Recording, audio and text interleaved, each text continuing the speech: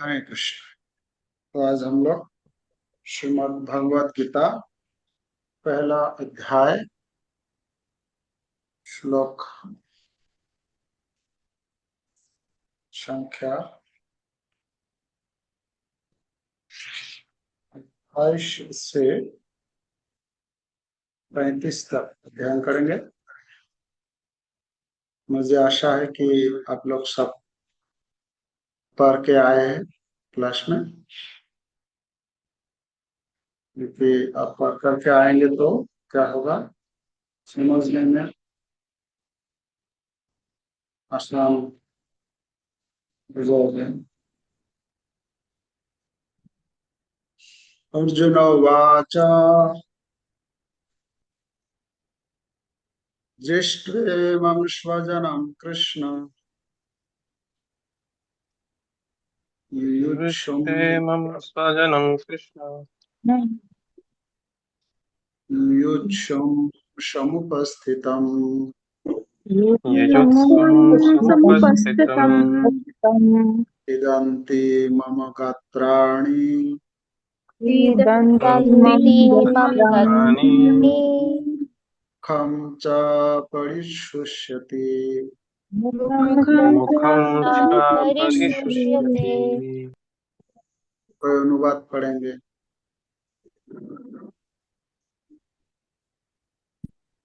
अर्जुन ने कहा, हे कृष्ण, इस प्रकार युद्ध की इच्छा रखने वाले अपने मित्रों तथा संबंधियों को अपने समक्ष उपस्थित देखकर मेरे शरीर के अंग कांप रहे हैं और मेरा मुंह सूखा जा रहा है। तो सिदन्ति मम गात्राणि मुखं च परिशुष्यति। सिदन्ति मम गात्राणि, शरीर के बारे में बता रहे हैं अर्जुन।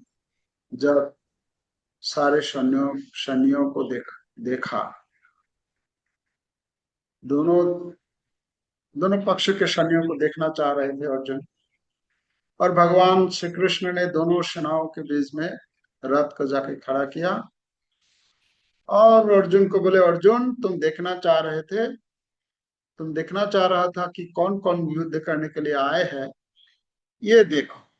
देखा, और अर्जुन देखकर क्या हुआ, परिस्थिति रिएक्शन क्या हुआ, अर्जुन के शरीर के बाह्य जो उसका जो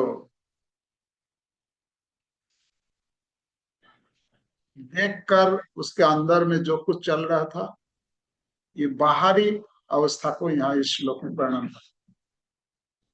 इस श्लोक में अगर हम देखेंगे तो कई 28 नंबर श्लोक में इसमें वर्णन किया गया है कि अर्जुन अर्जुन के शरीर में ये जो परिवर्तन दिखाई दे रहे हैं, इसके बारे में श्लोक प्रभुपाद तात्पर्य में लिखते हैं। तात्पर्य के साथ मतलब हम इसको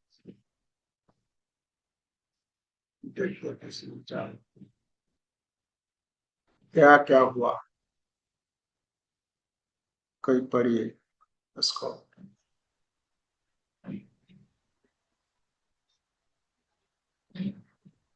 हरे कृष्णा। प्रणाम प्रभु पढ़िए। जी। अर्जुन की करुणा और शारीरिक लक्षण। श्लोक का सार। अर्जुन अपने स्वजनों को युद्ध के लिए तैयार देखकर अत्यंत व्याकुल हो जाते हैं।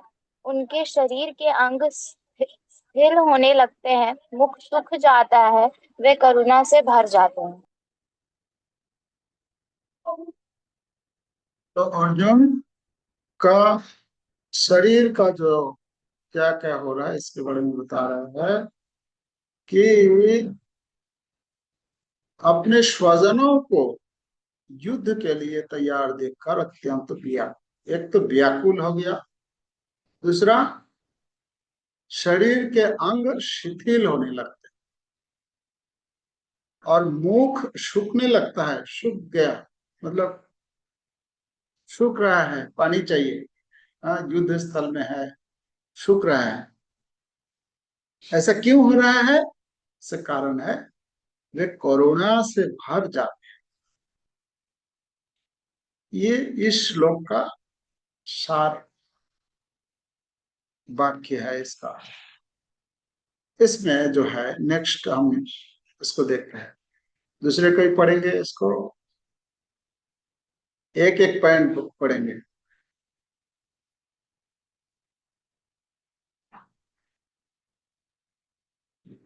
अच्छा, तब तक सखी विशाखा माता जी पढ़िए, फिर नेक्स्ट दूसरा कोई तब तक रेडी हो जाए पढ़ने के जी प्रभु जी।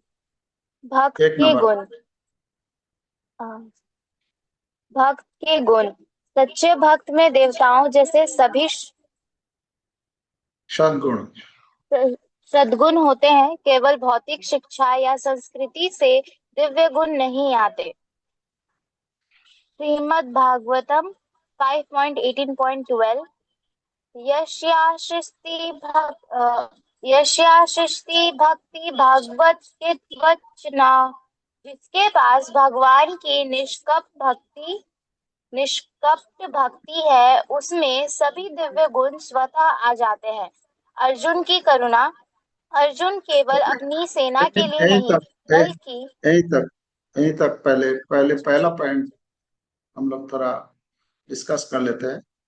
तो यहाँ अर्जुन के बारे में प्रभुपाद अपने तात्पर्य में बोलते हैं कि भक्त का गुण जो है, एक सच्चा भक्त होने के नाते अर्जुन के अंदर जो अभी यहाँ जो दिखाई दे रहे हैं, तो प्रभुपाद बोलता है ये भक्त के अंदर जो गुण होता है वो सद्गुणों से भरा हुआ रहता है, जिसके चलते जिसके चलते ये मतलब एक भक्त जो है, जब कोई भगवान का भक्त बन जाता है तो क्या होता है कि देवताओं के सारे गुण उनके अंदर उनके अंदर आ जाता है। जैसे श्रीमद् भागवतम से शुरू किया है, यस्यस्ति भक्तिर् भगवत्य किंचना सर्वै गुणस्तत्र समासते शिवा हरावतस्य कुतो महत्गुणा मनोरथेना शुतिदा। इसमें बताते हैं कि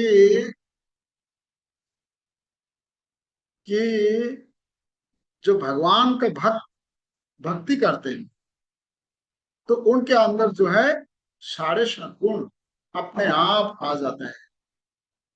यस्यस्ति भक्तिर् भगवत्य अकिंचना सर्वै गुणस्तत्र समासते सुरा। सुरा मतलब देवताओं के जितने भी गुण हैं वो भक्तों के अंदर आ जाते हैं। तो यहाँ ये बोल रहा है कि जिसके पास भगवान की निष्कपट भक्ति है, उसमें सभी दिव्य गुण स्वतः आ जाते हैं। अब दूसरा पॉइंट क्या है इसमें, अर्जुन की करुणा। पहला पॉइंट हुआ भक्तों के गुण, दूसरा है अर्जुन की करुणा। अर्जुन केवल अपनी सेना के लिए नहीं, बल्कि विरोधी पक्ष के सैनिकों के लिए भी दया अनुभव करते हैं। उन्हें उनके निकट भविष्य में होने वाली मृत्यु का दुख हो रहा। अर्जुन अर्जुन का करुणा देखिए, करुणा का मतलब कहाँ तक यहाँ जो बता रहे हैं।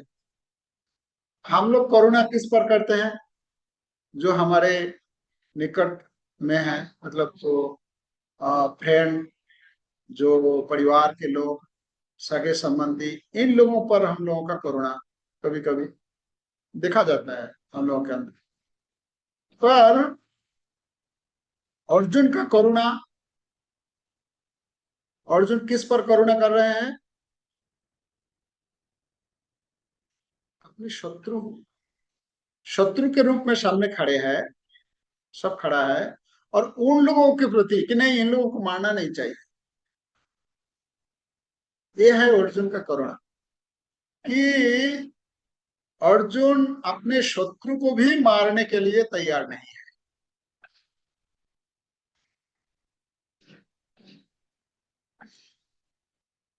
तो इसमें प्रभुपाद इसलिए बोलते हैं कि अर्जुन बल्कि विपक्षी विरोधी पक्ष के सैनिकों के लिए भी दया अनुभव, क्योंकि अर्जुन जानते हैं कि इन लोग, ये युद्ध होगा तो सारे लोग मारे जाएंगे, सब मर जाएंगे।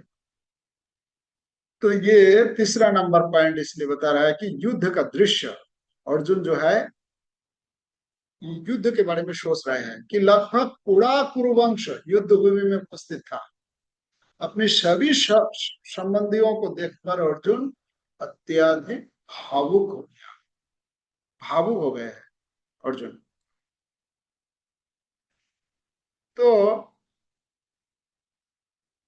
ये अर्जुन का करुणा गुण उनका मतलब दिखाई दे रहा है।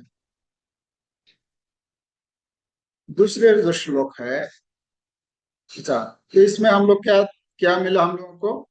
अर्जुन की करुणा और अर्जुन के शारीरिक लक्षण के बारे में पता चला कि अर्जुन के शारीरिक लक्षण क्या था? शरीर कांपना, मुख सूख जाना, अत्यधिक करुणा के कारण रो पड़ना। प्रभुपाद अपने तात्पर्य में बोलते हैं, तात्पर्य में लिखे है कि अर्जुन का जब मुख सूख रहे, सूख मतलब इसमें बोलते हैं, तात्पर्य में बोले हैं, उसको हम इसमें नोट किया है, कोई पढ़ेंगे इस श्लोक का? पढ़िए।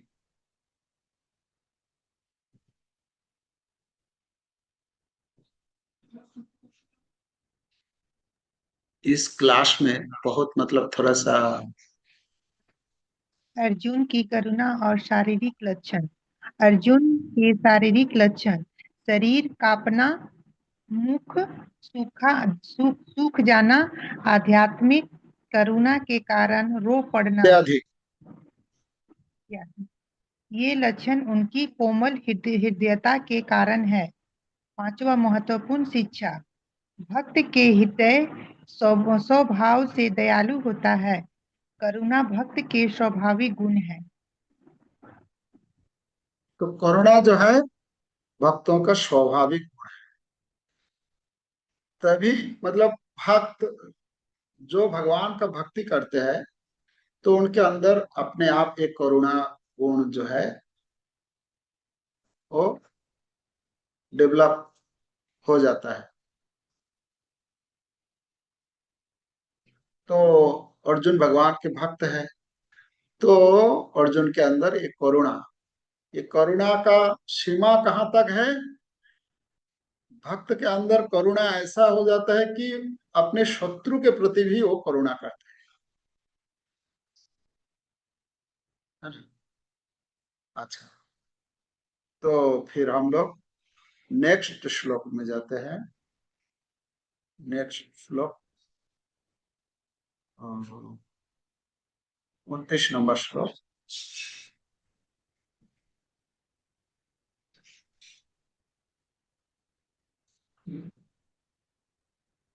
सब एक साथ पढ़ेंगे।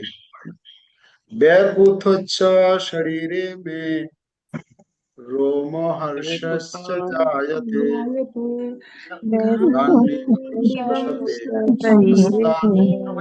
वाक्चैव परिष्यते। अनुवाद करें। मेरा सारा शरीर कांप रहा है और रोंगटे खड़े हो रहे हैं। मेरा गांडीव धनुष मेरे हाथ से सरक रहा है और मेरी त्वचा जल रही है।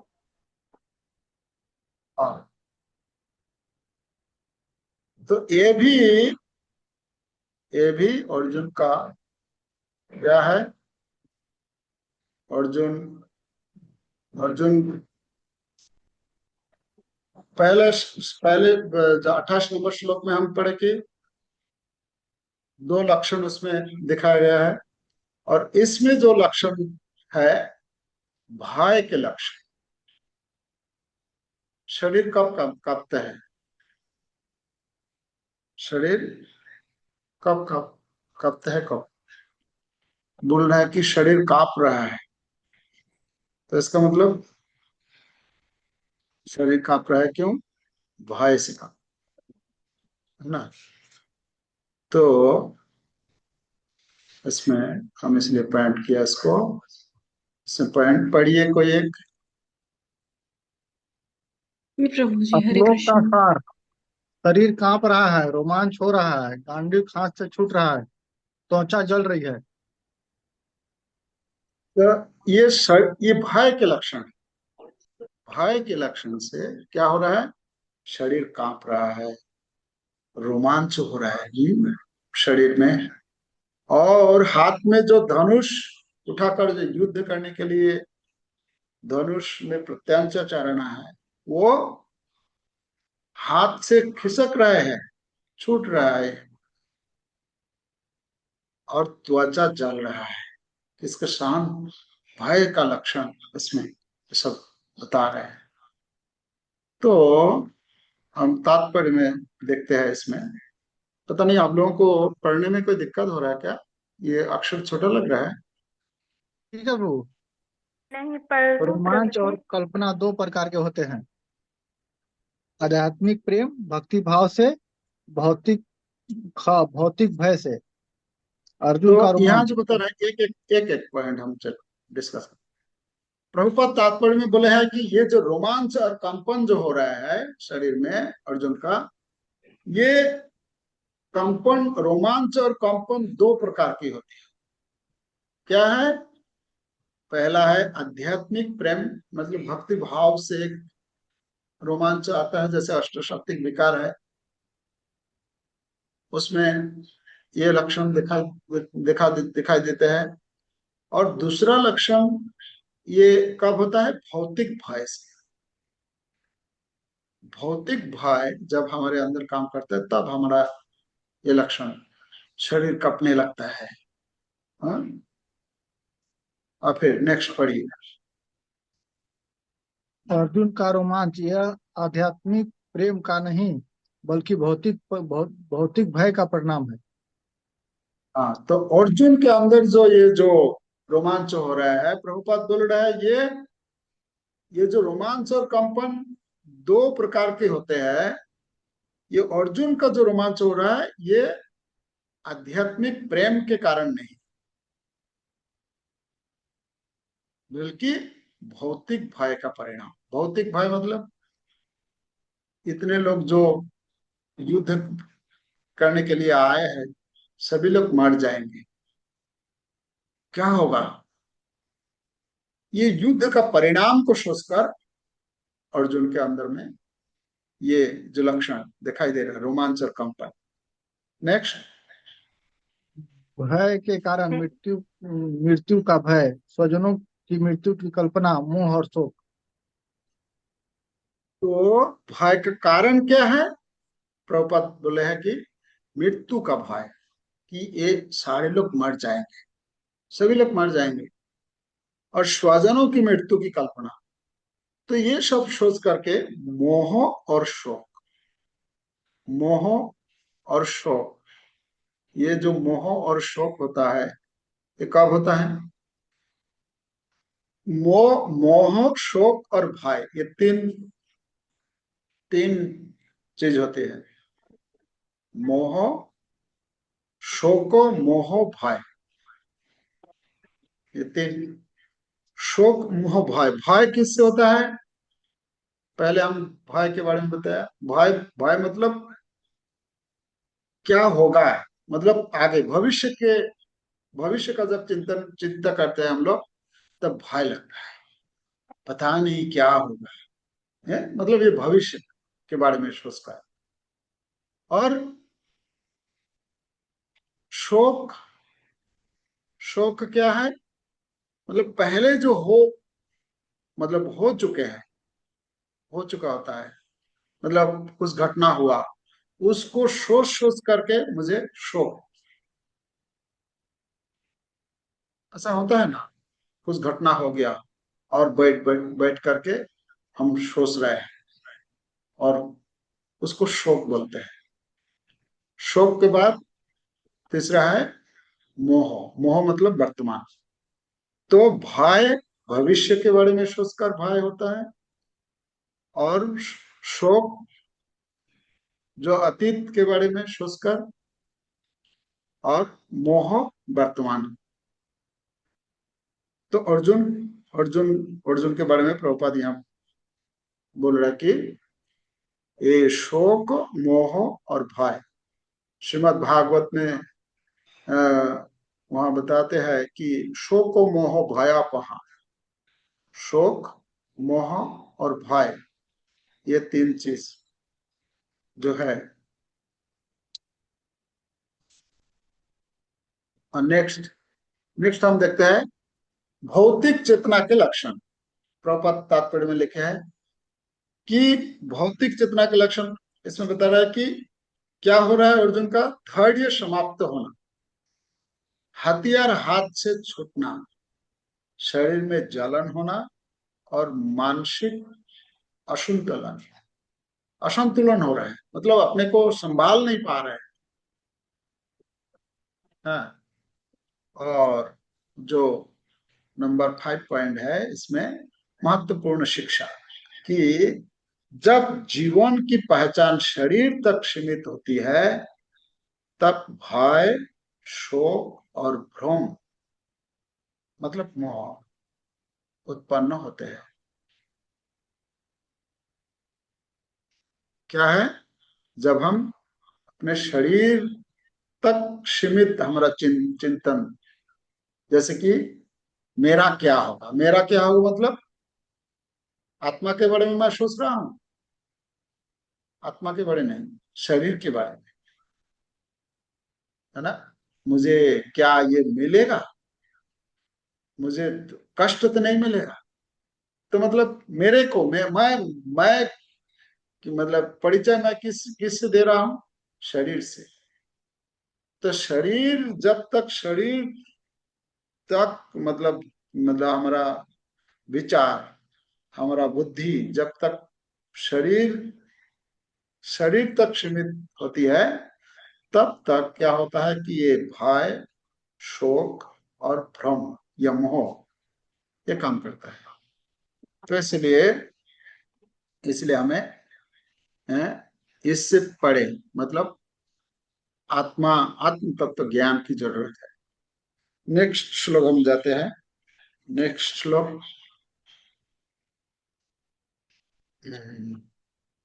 31 नंबर श्लोक। 31 हो गया ना?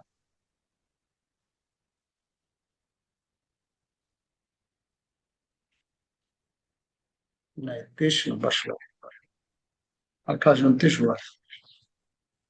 अच्छा, एक साथ हम लोग पढ़ेंगे ना। न च शक्नोम्यवस्थातुं भ्रमति न च स्थातुं निमित्तानि च पश्यामि निमित्तानि च पश्यामि विपरीतानि केशव। विपरीतानि केशव। कोई अनुवाद पढ़िए। मैं यहाँ अब और अधिक खड़ा रहने में असमर्थ हूँ। अधिक खड़ा रहने में असमर्थ हूँ। मैं अपने को भूल रहा हूँ और मेरा सिर चकरा रहा है। हे कृष्ण, मुझे तो केवल है। हरे कृष्ण प्रभु जी, सादर प्रणाम। मुझे केवल अमंगल के कारण दिख रहे हैं। हाँ, अमंगल दिख रहा है। विपरीतानि केशव, इसमें बोलते हैं कि निमित्तानि तपस्यामि विपरीतानि केशव। विपरीत बिल्कुल उल्टा दिखाई दे रहा है मुझे।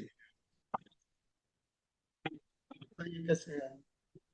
पूरा जो है इसमें बोलते हैं कि अर्जुन के अंदर जो है अस्थाई वैराग्य की उत्पन्न, वैराग्य आ गया अर्जुन के अंदर में। अर्जुन कहते हैं स्वजनों को मारकर कोई कल्याण नहीं है? इसमें अगर हम इन लोगों को मारेंगे, स्वजनों को मारेंगे, तो इसमें कल्याण क्या कल्याण होगा? मुझे विजय नहीं चाहिए। मुझे क्या, राज्य नहीं चाहिए। क्योंकि युद्ध क्यों कर रहा हूं मैं, इसका उद्देश्य क्या है कि राज्य पाना। तो मुझे राज्य नहीं चाहिए, है ना। मुझे राज्य नहीं चाहिए।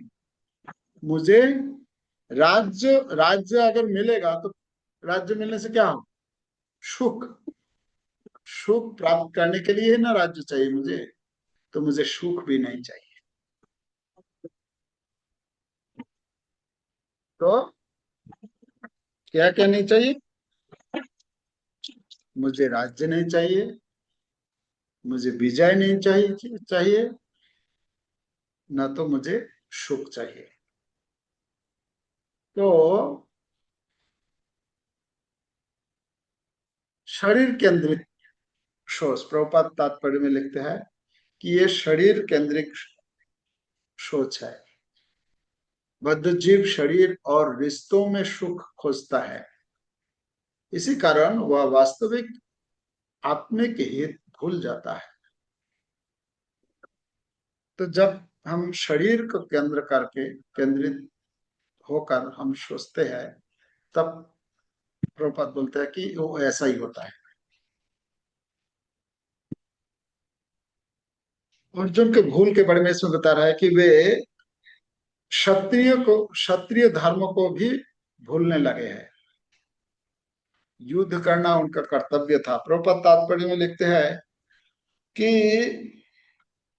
अर्जुन क्षत्रिय है, तो क्षत्रिय का काम क्या है, धर्म क्या है, युद्ध करना। तो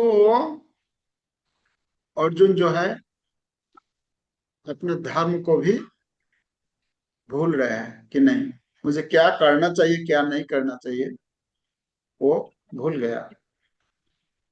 तो इसलिए इसमें हम देखते हैं कि अ,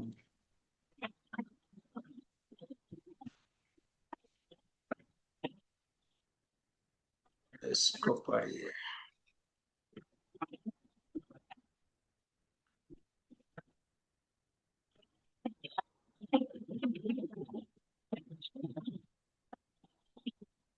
दिखाई दे रहा है। यस प्रभु जी।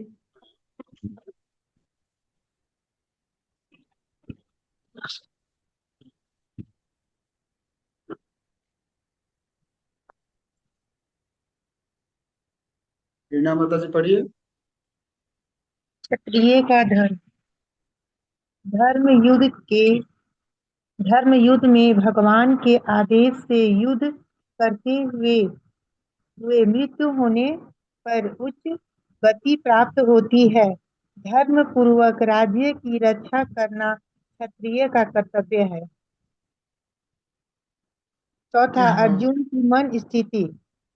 उन्हें लगता है रिश्तेदारों के बिना राज्य व्यर्थ है, इसलिए ये युद्ध छोड़कर वन में रहने का विचार करते हैं।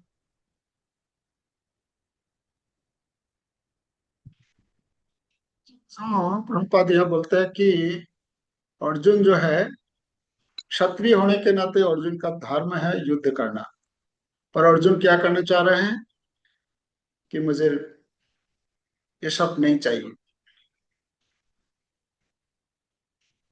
अर्जुन क्षत्रिय होने के नाते प्रभुपाद तात्पर्य में लिखते हैं कि कोई भी अगर युद्ध करते करते अगर शरीर त्यागता है तो क्या हो जाता है उसका, वो उच्चतर स्वर्ग लोग, आगे चलकर हम लोग नहीं, हाँ आगे चलकर हम लोग दूसरा अध्याय में भगवान बताएंगे कि युद्ध में कोई अगर युद्ध करते करते अगर मर जाता है तो क्या होता है उसका। तो इसमें बोलता है धर्म पूर्वक राज्य की रक्षा करना क्षत्रिय का कर्तव्य है। अगर युद्ध करते करते अगर कोई मर जाता है तो मृत्यु होने पर उच्च गति प्राप्त होती है। इसलिए अर्जुन का मनस्थिति क्या है, इसलिए वे ये मतलब अर्जुन सोच रहे थे कि रिश्तेदारों के बिना राज्य व्यर्थ है। मतलब मान लीजिए मुझे ये युद्ध करके राज्य प्राप्त हो गया। अगर रिश्तेदार सब मर जाएंगे तो फिर राज्य मिलने से क्या लाभ है? क्योंकि देखने वाले तो कोई होना चाहिए ना। किन लोगों को लेकर मैं हाँ। ये राज्य भोगूंगा?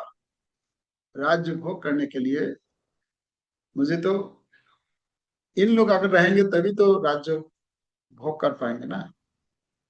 तो इसलिए अर्जुन सोच रहा है कि नहीं, ये जो इन लोग अगर मर जाएंगे तो फिर, तो इसलिए प्रभुपाद और भी इसमें पॉइंट बता रहा है कि व्यावहारिक समस्या के, व्यावहारिक समस्या क्या है? क्षत्रिय जो है, अर्जुन सोच रहे थे कि मैं, इससे अच्छा है कि मैं भिक्षा भिक्षा करके अपना जीवन निर्वाह करूंगा। तो अर्जुन क्षत्रिय है, क्षत्रिय भिक्षा या व्यापार नहीं कर सकता है। क्षत्रिय का धर्म है राज्य शासन करना। क्षत्रिय शासन करना क्षत्रिय का धर्म होता है। वो व्यापार बिजनेस करना उसका काम नहीं है, या भिक्षा भी नहीं कर सकता है। क्षत्रिय को कुछ चाहिए, किसी से कुछ लेना है तो युद्ध करके उसको परास्त करके वो चीज ले लेता है। ना कि भिक्षा मांगते हैं कि ये दे दीजिए, ऐसा नहीं, युद्ध करके लेते हैं। तो यहाँ पद बोलता है कि उसके जीवन निर्वाह का साधन राज्य ही है। राज्य प्राप्त करने का एकमात्र उपाय युद्ध था। अर्जुन का दुविधा क्या है? अर्जुन बोल रहे हैं कि राज्य नहीं चाहिए,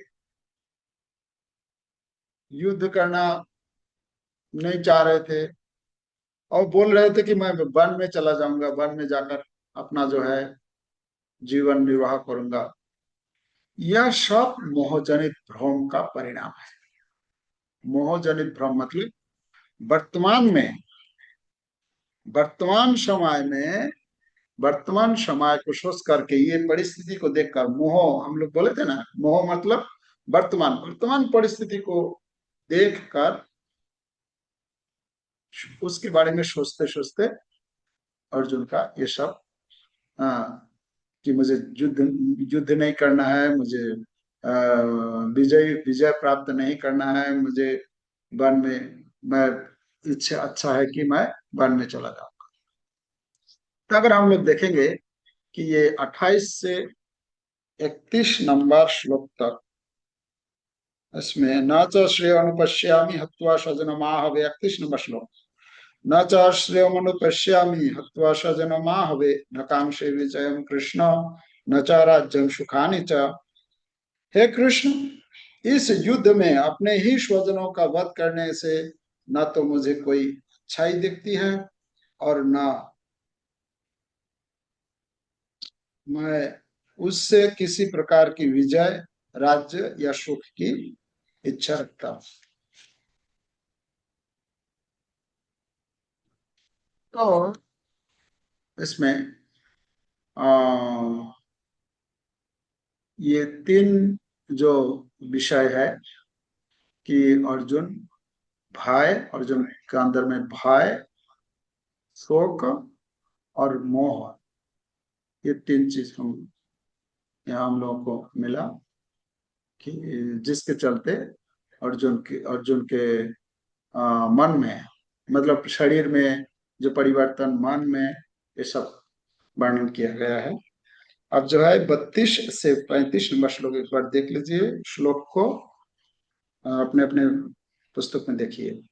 किं नो राज्येन गोविंद किं भोगैर्जीवितेन वा येषामर्थे कांक्षितं नो राज्यं भोगा सुखानि च त इमेव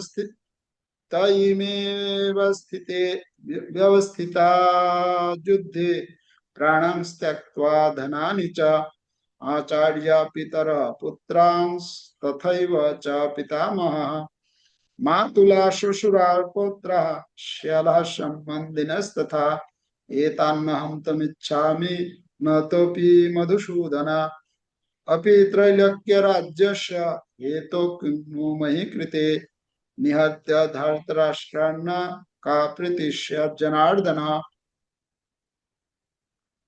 कोई अनुवाद पढ़ेंगे?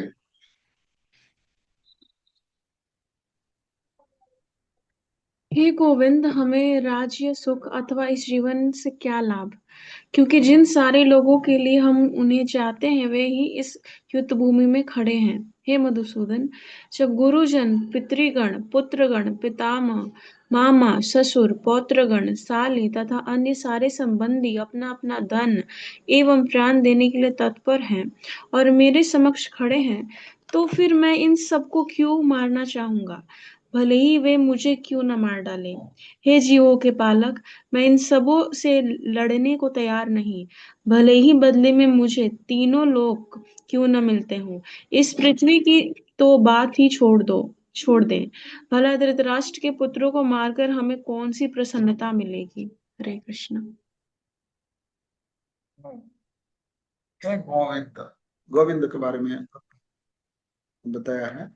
तो ये 32 से 35 नंबर श्लोक का, इसको पढ़िए तो भगवत अर्जुन, क्या गीता है? उनकी पढ़िए माता जी। हरे कृष्ण। हरे कृष्ण। अर्जुन राज्य सुख और जीवन को निरर्थक मानते हैं यदि अपने प्रियजन ही न रहें। जिनके लिए राज्य चाहिए वही गुरु, पिता, पुत्र, पितामह, मामा, ससुर, पौत्र, साले और अन्य संबंधी युद्ध भूमि में खड़े हैं। अर्जुन उन्हें मारना नहीं चाहते, चाहे वे स्वयं अर्जुन को मार दे। अर्जुन कहते हैं कि तीनों लोगों के राज्य के बदले भी वे अपने स्वजनों का वध नहीं करेंगे। पृथ्वी का राज्य तो बहुत छोटी बात है। धृतराष्ट्र के पुत्रों को मारकर कोई वास्तविक सुख प्राप्त आपको पानी नहीं भर होगा। डाले। हरे कृष्ण। हाँ हम रख रहे हैं, 15 तो मिनट तक है। पूरे ये जो 32 इसको से ठंडा रहेगा 35 तो नंबर खा लो। श्लोक में नहीं नहीं खाएंगे, बस नहा के उसको यही खा बताया है। अब जो है हम तात्पर्य में जो प्रभुपाद लेंगे। आ, गोविंद, पहले जो है गोविंद के बारे में बताया है। अर्जुन ने कृष्ण का गोविंद क्यों कहा, गोविंद, कृष्ण को क्यों गोविंद कहा, इसका अर्थ, गोविंद का अर्थ क्या है? गोविंद का अर्थ है गौओं को आनंद देने वाले, पहला अर्थ। दूसरा अर्थ है इंद्रियों को वास्तविक सुख देने वाले। दो अर्थ है गोविंद नाम का, दो अर्थ है। एक गौओं को आनंद देते हैं, दूसरा है इंद्रियों को आनंद देते हैं। अब अर्जुन क्यों गोविंद कह रहे हैं, पढ़िए इसको। अर्जुन चाहते हैं, अर्जुन चाहते हैं कि कृष्ण समझे कि उनके मन और इंद्रियों को क्या संतोष देगा। तो अर्जुन ये कहकर बोले कि ठीक है, हे गोविंद, आप तो गोविंद है, तो ऐसा करिए, मेरा जो इंद्रिय है अब सुख, इंद्रियों को सुख नहीं मिल रहा है, तो मेरा जो इंद्रिय जो जल रहा है ना, ये जो पहले जो हम लोग पिछले श्लोक में जो पढ़े, तो उसमें बता रहे हैं कि और इंद्रियों जो है सुख नहीं मिल रहा है इंद्रियों। तो अर्जुन ये कहना चाह रहा है कि हे गोविंद, आप अगर चाहते तो मेरे इंद्रियों को आप सुख दे सकते हैं। इसमें अगर जरूरत पड़े कि इन लोगों को मारना है तो आप ही मारिए, मुझे आप क्यों बोल रहे हैं? पढ़िए इसको। इंद्रिय संतोष का सिद्धांत। संसार का प्रत्येक व्यक्ति अपनी इंद्रियों को संतुष्ट करना चाहता है। अधिकांश लोग भगवान को भी अपनी इच्छाएं पूरी करने वाला मानते हैं। भगवान जीव की इच्छाएं उसके कर्मानुसार पूरी करते हैं, लालच के अनुसार नहीं। हरे कृष्ण। तो प्रभुपाद बोलते हैं कि इस संसार के लोग जो है, वो अधिकांश लोग भगवान को भी अपनी इच्छा पूरी करने करने वाला मानते हैं, कि भगवान हमको सुख देंगे, भगवान हमारे सारी इच्छा पूरी करेंगे, यही सोचते हैं। पर ये इतना नहीं जानते हैं कि इच्छाएं जो हमारा वो पूरी होता है तो कैसे होते हैं, हमारे कर्म के अनुसार। तो फिर नेक्स्ट बताते हैं भक्ति का वास्तविक सिद्धांत। जो पॉइंट है, अपनी इंद्रियों को संतुष्ट करने के बजाय गोविंद की इंद्रियों को संतुष्ट करना ही भक्ति है। प्रभुपाद सिद्धांत दे रहे हैं कि नहीं, भगवान हमारे इंद्रियों को संतुष्ट करेंगे ऐसा नहीं सोचना चाहिए, बल्कि हमको भगवान के, अगर हम भगवान को अगर संतुष्ट करेंगे तो अपना जो इंद्रिय है वो अपने आप संतुष्ट हो जाएगी। जब गोविंद प्रसन्न होते हैं तो भक्त की सभी वास्तविक आवश्यकताएं स्वतः पूरी हो जाती है। यही शुद्ध भक्ति का रहस्य है। शुद्ध भक्ति जो है, जो भी शुद्ध भक्ति करते हैं तो वो प्रसन्नता है ना, भक्ति भवती नैष्टिकी। एवं प्रसन्न मनुष्य, भागवत में कहते हैं एवं प्रसन्न मनुष्यो भगवत भक्ति योगतः। इस प्रकार जो है भक्त मतलब संतुष्ट हो जाते हैं। भगवत भक्ति योग तो भगवत तत्व विज्ञानम मुक्त संघर्ष जाए। तो यह है कि यही भक्ति, शुद्ध भक्ति की, भक्ति का रहस्य है। और इसमें चौथा पॉइंट यह है कि अर्जुन का अपना परिवार समाज के प्रति स्वाभाविक स्नेह और करुणा प्रकट होती है। इसी कारण वे युद्ध करने के लिए तैयार नहीं है। क्यों युद्ध नहीं करना चाह रहे हैं? कारण क्या है इसका? कारण है अर्जुन का करुणा। इस कारण वे युद्ध करने के लिए तैयार नहीं है। ओके, नेक्स्ट हम लोग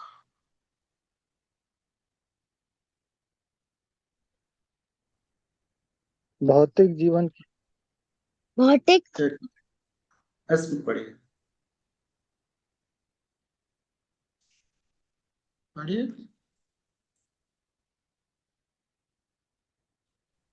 क्या हो रहा है? भौतिक जीवन की मानसिकता।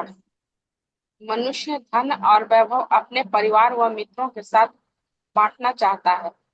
अर्जुन सोचते हैं, यदि सब मर जाएंगे, विजय और राज्य का क्या लाभ।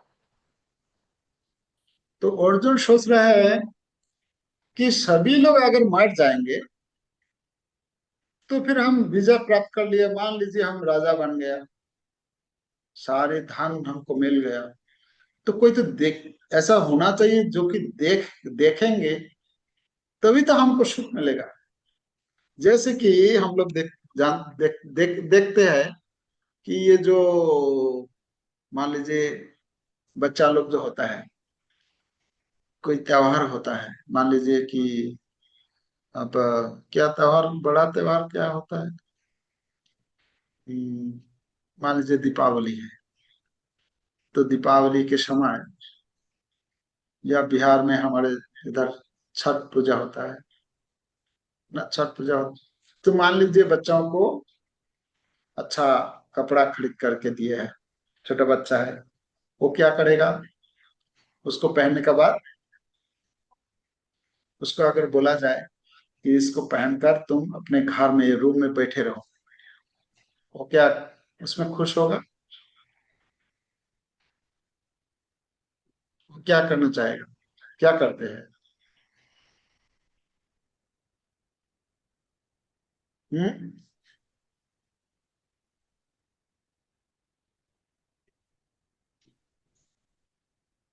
उस कपड़े को पहन करके प्रभु जी वो बाहर खेलना चाहेगा, वो क्यों दोस्तों को दिखाना बाहर क्यों चाहेगा। की?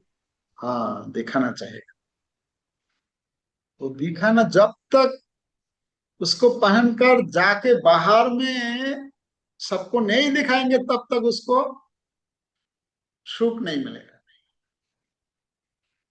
क्योंकि उस पहन मतलब पहनकर, उसको पहनकर जितना सुख मिलता है उससे कई गुना ज्यादा सुख बाहर के लोगों को दिखाएंगे उसमें मिलता है। मान लीजिए कोई एक गाड़ी खरीद लिया, गाड़ी नहीं था, गाड़ी खरीद लिया, तो गाड़ी को वो उसमें चढ़ करके वो दिखाएंगे अपने दोस्त लोगों को, अरे ये, अरे क्या खरीदा है, ये खरीदा है, अरे ये ऐसा है वैसा है, मतलब इसमें जो सुख होता है ना।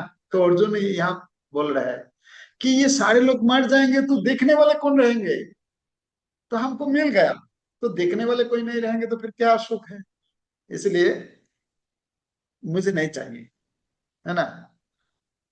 तो इसलिए आध्यात्मिक जीवन की दृष्टि प्रभुपाद तात्पर्य में इसमें बोलते हैं, आध्यात्मिक, आप लोग पढ़िए इसको।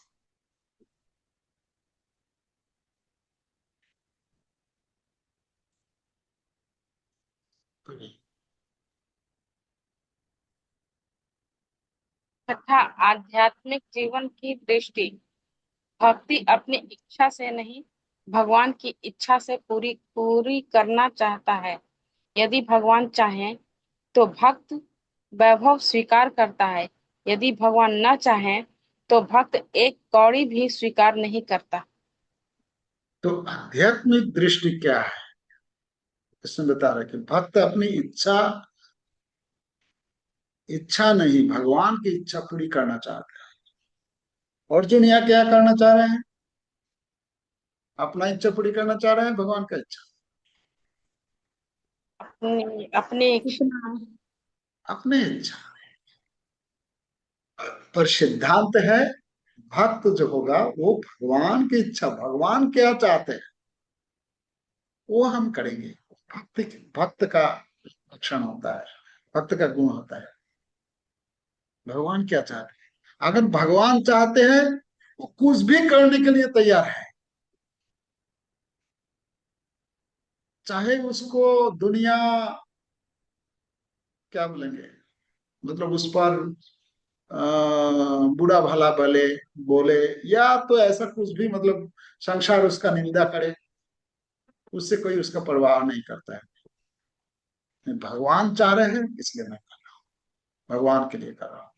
अगर भगवान नहीं चाहते हैं कि उसको सारे संपत्ति मिल जाएगा, मान लीजिए ऐसा काम है कि ये काम करने से उसको पूरा दुनिया का राजा बन जाएगा, पर भगवान का इच्छा नहीं है तो वो करने के लिए तैयार नहीं है, चाहे कुछ भी मिले। तो भक्त जो होता है ऐसा होता है कि भगवान के लिए कुछ भी करने के लिए तैयार है, और अपने लिए मतलब एक कौड़ी भी, मतलब यहाँ क्या बोले हैं शब्द, भक्त एक कौड़ी भी स्वीकार नहीं करता है अपने लिए, है ना। इसलिए पर अर्जुन का इच्छा, अर्जुन स्वयं अपने संबंधियों को नहीं मारना चाहते, यदि उनका वध आवश्यक हो तो वो चाहते हैं कि कृष्ण स्वयं मारे।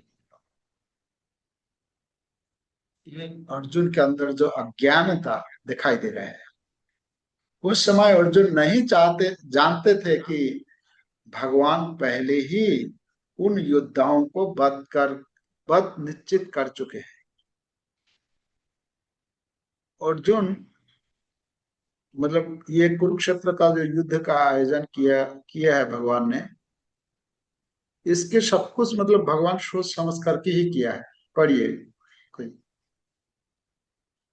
अर्जुन की अज्ञानता, उस समय अर्जुन नहीं जानते थे कि भगवान पहले ही उन योद्धाओं का वध निश्चित कर चुके हैं। अर्जुन केवल भगवान के हाथों का निमित्त इंस्ट्रूमेंट बनने वाले थे। यह रहस्य आगे के अध्यायों में प्रकट होता है। हरे कृष्ण।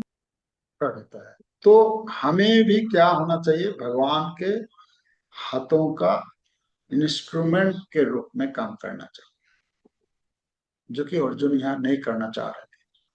अर्जुन अपना युक्ति, अपना तर्क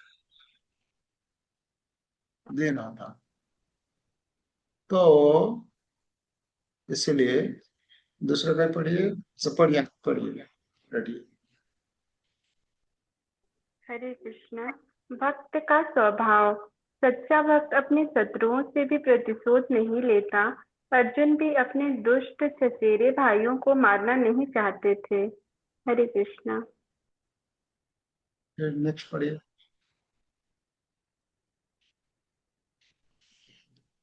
भगवान भगवान का का स्व स्वभाव। पढ़िए। भगवान अपने ऊपर हुए अपराध को क्षमा कर सकते हैं, लेकिन भक्तों के प्रति किए गए अपराध को सहन नहीं करते। इसीलिए भगवान ने कौरवों के विनाश का निश्चय किया। हरे कृष्ण। तो भगवान जो है, भगवान अपने ऊपर हुए अपराध को क्षमा कर देते हैं। ये इम्पोर्टेंट इम्पोर्टेंट पॉइंट है कि कोई अगर मान लीजिए भगवान के प्रति अपराध कर रहे हैं तो भगवान उसको क्षमा कर देते हैं। हरि स्थाने अपराधे तारे हरि नाम, तोमा स्थाने अपराधे नाही को एरान। हमारे आचार्य लिखते हैं कि कोई अगर भगवान के चरण में अपराध करते हैं तो उसका उपाय क्या है? भगवान का नाम लीजिए, वो क्षमा कर देंगे भगवान। हरि स्थाने अपराधे मतलब हरि के प्रति, भगवान के प्रति कोई अपराध करते हैं, तारे हरि नाम मतलब तारते हैं, मतलब तारण हो जाता है, उद्धार हो जाता है, अपराध क्षमा कर देते हैं। तारे हरि नाम, हरि नाम अगर भगवान के नाम अगर नहीं करते हैं। तोमा स्थाने अपराध है, अगर वैष्णवों के प्रति अपराध कोई कर किसी के द्वारा हो जाता है तो नाही को एरा मतलब उसका कोई उपाय, उससे मुक्त होने का कोई उपाय नहीं है। तो इसलिए तात्पर्य श्लोक प्रभुपाद लिखते हैं कि भक्तों के प्रति किए गए अपराध को सहन नहीं करते हैं।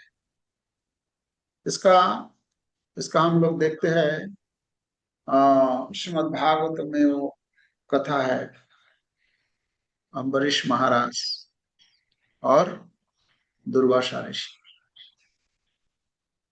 दुर्वासा ऋषि जो महान योगी है, कितना बड़ा। पर जब अम्बरीश महाराज के चरण में अपराध किए तब सुदर्शन चक्र जो है मतलब दुर्वासा ऋषि अम्बरीश महाराज को दुर्वासा मुनि को लगा कि ये अम्बरीश जो है मुझे अपमान किया है, तो इसलिए क्या किया, अम्बरीश महाराज को मारने के लिए एक कृत्वा सृष्टि किया कि उसको मार डाले। पर भगवान का भक्त जो है, भगवान के मतलब भक्तों को रक्षा करने के लिए भगवान बोलते हैं कि ये मेरा जो सुदर्शन चक्र है ये भक्तों भक्तों का है। भक्त कभी भी कहीं, कभी भी मतलब कहीं भी कोई उसके जीवन में खतरा आ जाए तो सुदर्शन चक्र जो है हमेशा उसके साथ रहता है। तो जैसे इधर दुर्वासा मुनि अम्बरीश महाराज को मारने के लिए एक कृत्वा का प्रकट किया और भेज दिया कि जाओ उसको मार डालो, और इधर तुरंत वो सुदर्शन चक्र आ गया। सुदर्शन चक्र आकर के वो कृत्वा को मार डाला। उसके बाद फिर दुर्वासा मुनि के पीछे उसको मारने के लिए भागने लगे। और दुर्वासा मुनि भागते भागते कहाँ नहीं गया, ब्रह्मलोक, शिव शिव जी के पास, यहाँ तक नारायण के पास भी गए, भगवान नारायण के पास भी गए। भगवान नारायण को जाके बोले कि मुझे अब क्षमा करिए, मुझे बचाइए बचाइए, ये जो सुदर्शन चक्र है मुझे पीछे मेरा जो है जल रहा है, मुझे मार डालेगा। तो नारायण भगवान क्या बोलते हैं कि देखो दुर्वासा, ये तो मेरे हाथ में नहीं है। पहले ब्रह्मा जी भी बोले हैं, शिव जी भी बोले हैं कि मेरे बस की बात नहीं है। अब भगवान भी बोल रहे हैं कि नहीं मेरे बस की बात नहीं है। बोले क्यों, ये तो अभी का अस्त्र है। बोले कि नहीं मेरा अस्त्र हो सकता है पर अब जो है मेरा मेरा मेरा बात वो नहीं मानेंगे। तो बोले अब कैसे वो बोल रहे हैं? तो भगवान तब ये बोलते हैं, अहम भक्त पराधीन अशतंत्र इव द्विज। हे द्विज मतलब हे ब्राह्मण दुर्वासा, मैं अशतंत्र हूं। अशतंत्र मतलब स्वतंत्र, अशतंत्र। स्वतंत्र मतलब भगवान तो स्वतंत्र है, स्वराट है, पर यहां बोल रहे हैं कि नहीं मैं अशतंत्र हूं। क्यों? क्योंकि भक्त का भक्ति के प्रभाव से वो मेरे को जिद मतलब जीत लेता है, जिसके चलते मैं अपना जो स्वतंत्रता है वो खो बैठता हूं। अशतंत्र इव द्विज, क्योंकि मैं भक्तों की अहम भक्त पराधीन, तो मतलब भक्तों के पराधीन मैं। भक्त जो कहते हैं जैसे बोलते हैं वैसे मैं करता हूँ। अहम भक्त पराधीन अशतंत्र इव द्विज। और उसमें बोलते हैं भक्तर भक्त जन प्रिय, मतलब डायरेक्ट जो मेरा भक्त है, मेरा भक्त का जो भक्त है वो मुझे सबसे प्रिय है। इसलिए इस प्रकार वो भक्त जब कोई उसके जीवन में जब कोई खतरा आता है तो मैं उसको बचाने के लिए कुछ भी करने के लिए तैयार हो जाता हूं। अब जो है आप अगर बचना चाहते हैं ये सुदर्शन चक्र के हाथ से, तो आपको क्या करना होगा? आप जाके दुर्वासा ऋषि अम्बरीश महाराज के चरण में क्षमा मांगना है। तब जो है आपका ये जो है मतलब क्षमा, तब फिर वो दुर्वासा ऋषि जो है जाते हैं अम्बरीश महाराज के पास, अम्बरीश महाराज के पास जाकर क्षमा मांगते हैं। तो इस घटना से हम देखते हैं कि भगवान जो है, भगवान के प्रति अगर कोई अपराध करता है तो भगवान क्षमा कर देता है, पर भगवान के भक्तों के चरण में अगर कोई अपराध करता है तो भगवान उसको नहीं छोड़ते हैं। तो इसलिए यहाँ प्रभुपाद बोले हैं कि भगवान ने कौरवों के विनाश का निश्चय किया है, क्योंकि कौरव जो है पांडवों के प्रति जो अन्याय किया है, जो भगवान के भक्त है, शुद्ध भक्त है, उन लोगों के चरण में जो अपराध किया है भगवान उसको क्षमा नहीं करते। तो इसलिए युद्ध का आयोजन किया सारे कौरवों को, और कौरवों के साथ जिन लोगों ने साथ दिया है सबको भगवान मारने के लिए सारी व्यवस्था कर चुके हैं। अर्जुन को सिर्फ युद्ध करना है। अब अर्जुन यहाँ बोल रहे हैं कि मैं युद्ध नहीं करूंगा। आगे जो है आज जो हम लोग यहाँ जो अध्ययन किया है, 2 पॉइंट अर्जुन युद्ध नहीं करने का 2 कारण दिखाया है। एक है सुख भोग, दूसरा क्या है? पाप, दया। 28 से 30 है दया, और 31 से 35 ये है सुख भोग। मतलब सारे लोग मर जाएंगे तो मैं सुख कैसे, मतलब मेरे को सुख नहीं मिलेगा, तो सुख भोग दूसरा पॉइंट है। 2 कारण अर्जुन युद्ध नहीं करने का 2 कारण हम लोग ऐसा अध्ययन किया है। हरे कृष्णा कृष्ण कृष्णा हरे हरे, हरे राम राम अरे आपकी जय। हरे कृष्ण हरे